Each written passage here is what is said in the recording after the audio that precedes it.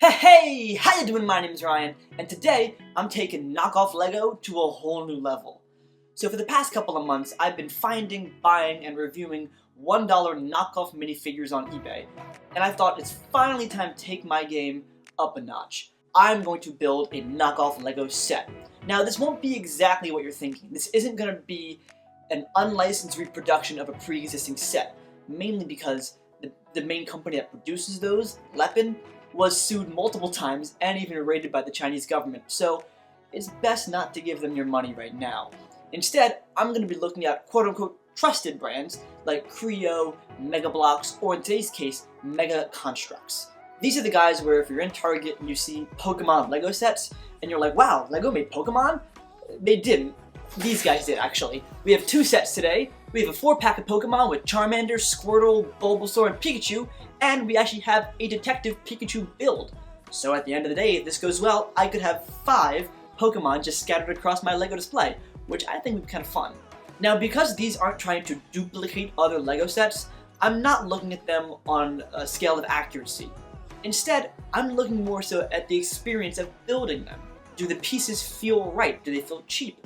Are the instructions clear? Is the experience of building these two sets on par with the ease and fun of building a Lego set? And if that's the case, then well, you might be seeing a lot more of these kind of sets on this channel. Man, this could open up a whole new world for me. But we'll find out today. Let's start off small and work our way up.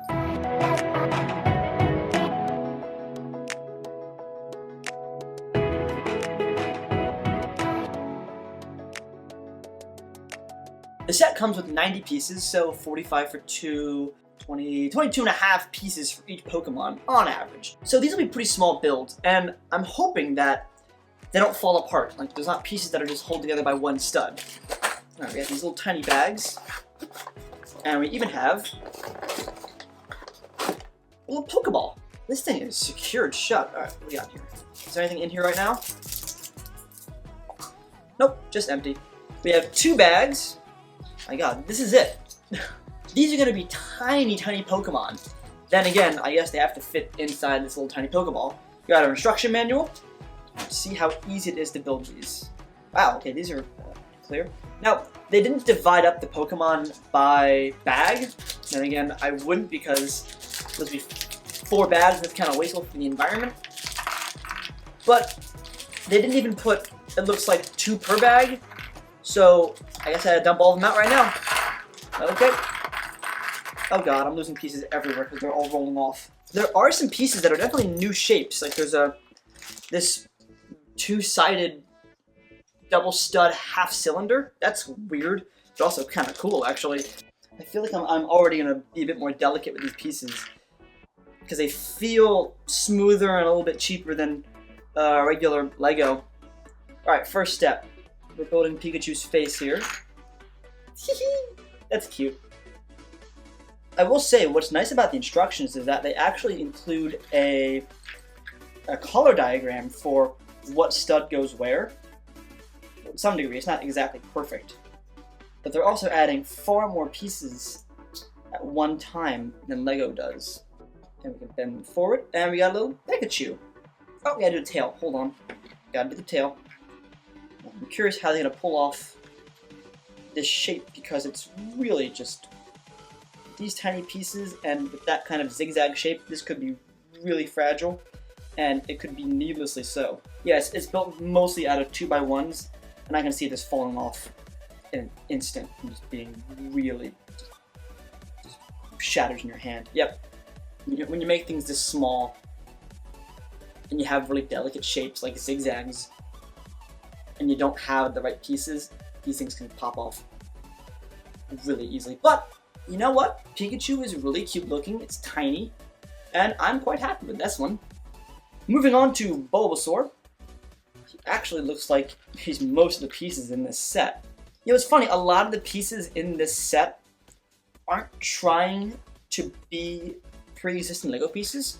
They're actually very funky and almost custom shapes. So that's actually a really cool feature. However, it does throw me off guard a lot because they're pieces I'm not used to. This color guide actually, I said it was cool earlier, When there's more than one color, it gets really confusing. Good in theory, not the greatest in execution. Because I remember, like, LEGO really takes their time in testing their instructions and making sure that they're the easiest possible thing to follow, that anyone can build them. Oh, I missed a piece. These pieces are so tiny, so delicate. I used to have a set. Comment below if you've ever built nanoblocks. These little tiny little pieces. They're smaller than 1x1 plates, and you build these really tiny little models out of them. I had to use tweezers to build it, and I feel like with the wrong push, they fall apart. And I'm kind of getting flashbacks to building that. And there we go. Okay, this guy was more complex than I thought he would be, and he was okay to build. On to Charmander. God, these pieces are just so tiny. I don't know why I can't get over that fact that these pieces are just so small, but it's really throwing me off. Oh, goodness. Okay. Now I'm just getting a little bit frustrated / annoyed because these pieces are starting to look alike. No, it's not that piece either. What piece is this piece? Haha. Mega Constructs uses a lot of double-sided studs, which very few LEGO pieces like that actually exist. And now I can see why, because this is a little bit annoying to build with. It's great for I guess, round shapes, but it's really... It started off okay, and now it's getting less and less fun every second. Okay, Charmander. Done. He's tiny, he's fragile. There you go. Oh my god. Okay, so if you want to get a sense of how small these pieces are, I want you to look at how many pieces are left on the table right now. I want you to look at how small that pile is. This is the pile that you'd get from a leftover set with LEGO. This is a whole build by itself. This is a quarter of what you're paying for. You know how LEGO sets, I've said on this channel a bunch of times, how they're really relaxing and they calm you down, and it's sometimes repetitive motion, but it's repetitive motion that keeps you grounded. Yeah, these don't. These are really kind of anxiety-inducing right now for me. Pieces are always rolling. They're so small. I feel my fingers are too big for this, and I have small hands, and just like, good gosh. I'm rushing because I'm not a fan of the feeling this gives me. Wow, they do not give you a single extra piece. If you lose one of these pieces, you can't build a Pokemon. That is harsh, mainly because how small these pieces are. There's only 90 of them. Yeah, you want 90 pieces? You're paying for exactly 90 pieces. Oh my goodness. Okay, 4 Pokemon. They're small, they're tiny, they don't stand up. In fact, 3 of them don't stand up. So I'm gonna give this experience and this product like a C+. Yeah, that feels about right. All the pieces were there. The builds were fine in terms of how they look. They're pretty cute. The faces are really cute. There were no stickers, so good on you for that. But the actual process of building it was really anxious for me. The pieces are tiny and there's no room for error. C+. Let's see if we have any more success with an actual bigger build.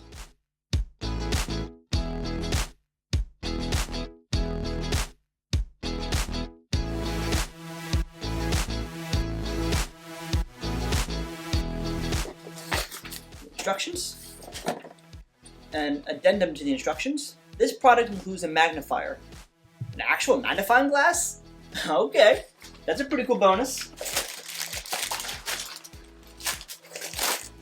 This set is 271 pieces, so we actually have some good-sized bricks, not all super tiny. However, okay,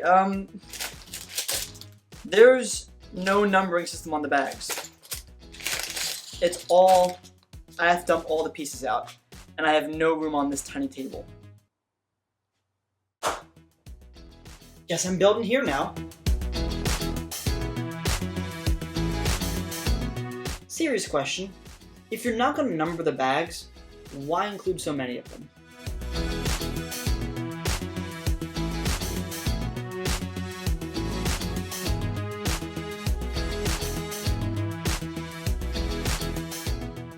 In terms of build, I do feel myself moving a lot faster, probably because this is closer to what Lego actually feels like, because the pieces are the right size, there's a lot more durability in the build. I'm not totally nervous handling these little tiny pieces, so that's a good sign. I do see a bunch of smaller pieces though later on, so hopefully they're not too bad. But for now, this is going pretty well. We might actually have a pretty cool Pikachu on our hands. I'm sorry, Detective Pikachu on our hands. I will add, it is really, really weird to see instructions that say put this piece upside down and this piece right side up in the same step. It's confusing, and it's, as somebody that's built Lego for a very long time, a little bit off-putting, but I am excited to step into the wild side of weird piece configuration due to double-sided edges. Like that, look at that. Look how weird that looks.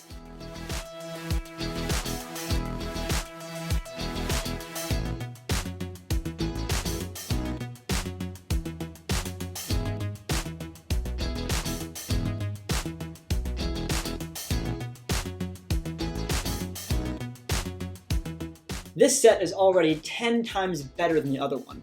For starters, this is a solid build. I don't see this breaking in any way, shape, or form. Like, this is well put together.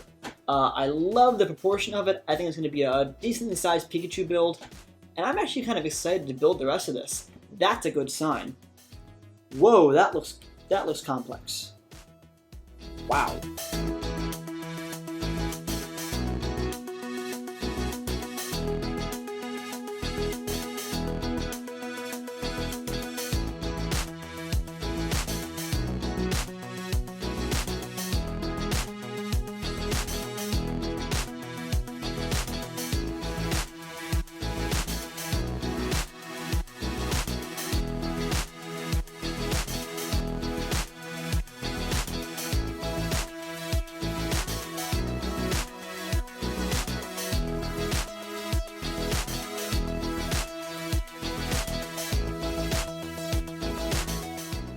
Okay, I was just really worried about this thing standing up because so far, Mega Constructs Pokemon don't really stand up on their own 2 feet, literally. But this one looks like it kind of does. It's a really heavy head and heavy body, and these 2 little stubs for feet.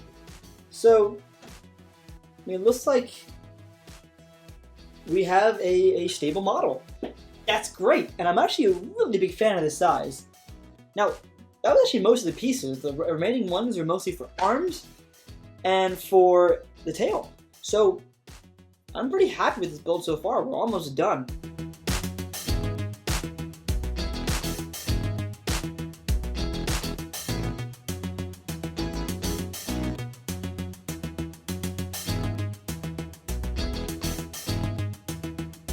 Ooh, now we get to build an actual magnifying glass. This I'm really excited about. Well, that's cool. They gave each arm joint a different method of attachment. So the left arm that's just holding nothing gets a sort of ball and socket joint, while the right arm gets a ball and socket. Oh wait. Oh! I moved the head! Oh, I moved the head and it goes up to its eye! Oh! Oh! That's cool! I like that! On the tail, I am excited now. I'm excited to see the final product. I'm hoping that it's strong enough to hold up. And actually, yeah, okay, it's not bending. Like the other Pikachu tail that we built, where it's just kind of these L brackets all put together, and they can bend and they can wibble and wobble, and it's not sturdy. This is sturdy, okay. Am I missing steps to this? Oh gosh, okay. So the tail is on a spring on the back, which is a nice feature. Kind of gives it some sympathetic motion.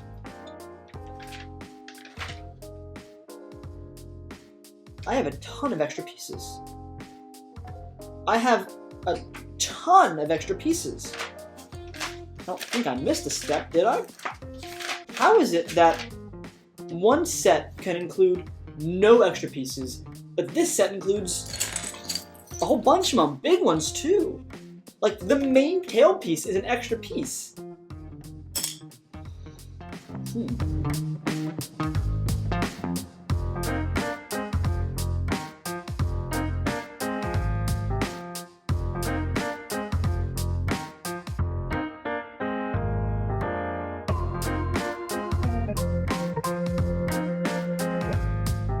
So overall, I'm quite happy with this build. I think it's solid for the number of pieces that it was.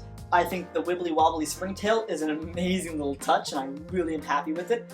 I think the head turn magnifying glass raise is a very unique feature. However, because of the position of the head, when the magnifying glass is down, the head turns to the side, and because of gravity, that's kind of its natural state, looking off to the side. I might need to take the head off and put it back on facing forward for it to be in its natural position. But given the build process and the exorbitant amount of pieces that were left over, I almost had a bit of a nervous breakdown thinking I missed so much of the build because there were so many pieces left over, big ones too. I'm going to give this set a B+. Now, when first introducing these sets, there's one thing I forgot to mention, and that's price. And here's where it gets really confusing. This set, for 90 pieces, costs $20 for 4 Pokemon. You'd think, okay, that's pretty fair. This set, for more than double those pieces, for a more recent IP, Detective Pikachu, costs $24. The better set, with more pieces, released more recently, costs only marginally more than this set, with half the pieces, and frankly, a worse set. I am so confused by this, but you know what? If I can find more sets like these that are cheap, well-built, and pretty well-sized, if I may say so, I think we might have some more Pokemon in my future. And you know what? I'm okay with that. And as always, if you like this video, be sure to subscribe to the channel, and thanks for watching.